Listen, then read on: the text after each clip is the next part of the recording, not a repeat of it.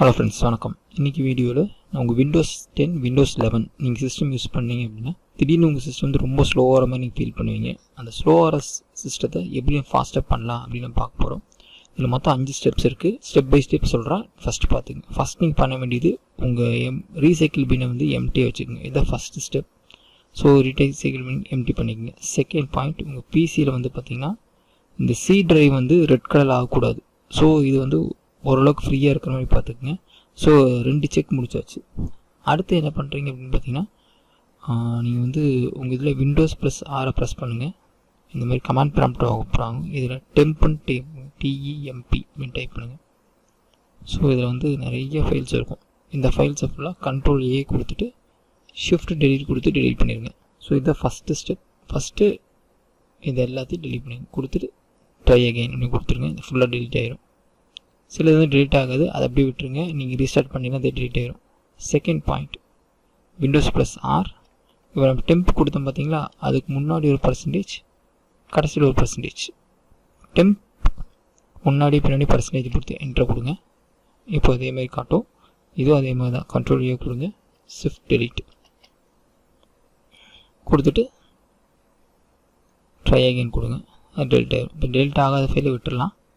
அது பேக்கில் ரன் ஆகிட்டுக்குன்னு அர்த்தம். ஓகே, க்ளோஸ் பண்ணிடுங்க. இப்போ நம்ம 2 விஷயம் டெலிட் பண்ணிட்டோம். அடுத்து அகெயின் விண்டோஸ் +R ஆரம்பித்துங்க. prefetch அப்படின்னு டைப் பண்ணுங்கள். PREFETCH அப்படின்னு டைப் பண்ணுங்கள். கண்டினியூ கேட்கும், கண்டினியூ கொடுங்க. இதுலேயே நிறைய பேக்கப் ஃபைல்ஸ் இருக்கும். இதையும் Ctrl+A கொடுங்க.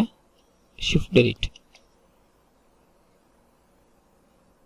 ஓகே, டெலிட் பண்ணி முடிச்சுங்க.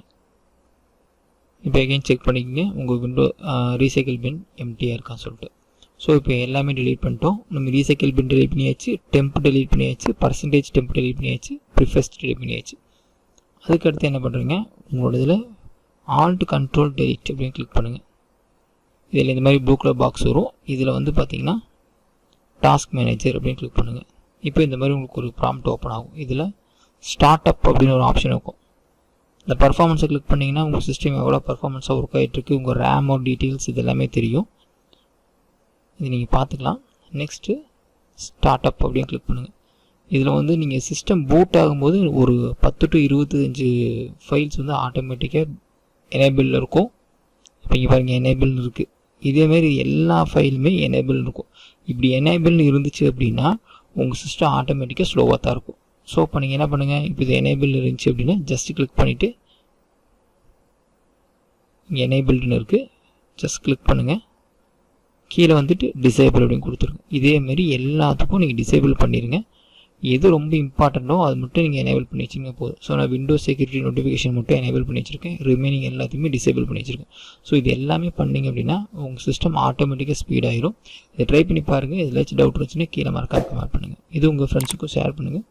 யாரெல்லாம் சிஸ்டம் வந்து ரொம்ப ஸ்லோவாக இருக்குன்னு நினைக்கிறாங்களோ அவங்க எல்லாத்துக்கும் ஷேர் பண்ணுங்கள். தேங்க்யூ ஃபார் வாட்சிங்.